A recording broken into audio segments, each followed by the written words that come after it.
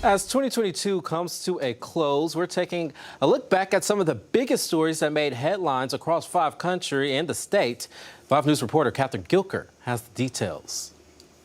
In May, former 19 and counting star Josh Duggar was sentenced to 12.5 years in federal prison by a federal judge on 1 count of receiving child sexual abuse material.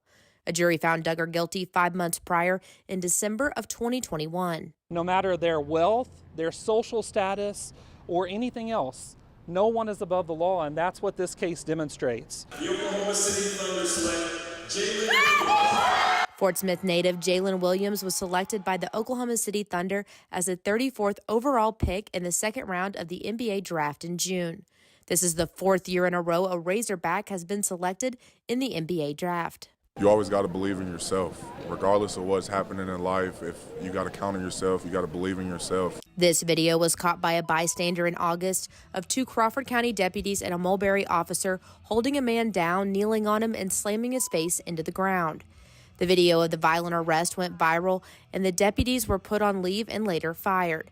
The Mulberry officer is still on administrative leave. The Crawford County Sheriff's Office and the Mulberry have had a history of violence and a history of this behavior. It's important that they, as a whole, as an entity, as a department, are held responsible for that behavior. The man being hit in the video was Randall Worcester, who they were arresting that day for threatening a convenience store worker and then resisting arrest. He faces several charges related to that day. When the deputies and the police officer tried to arrest this man with such a violent history, he aggressively tackled one of the deputies, slamming that deputy's head into the concrete, causing a serious concussion. The special prosecutor has still not decided whether or not to file charges against the officer and deputies involved.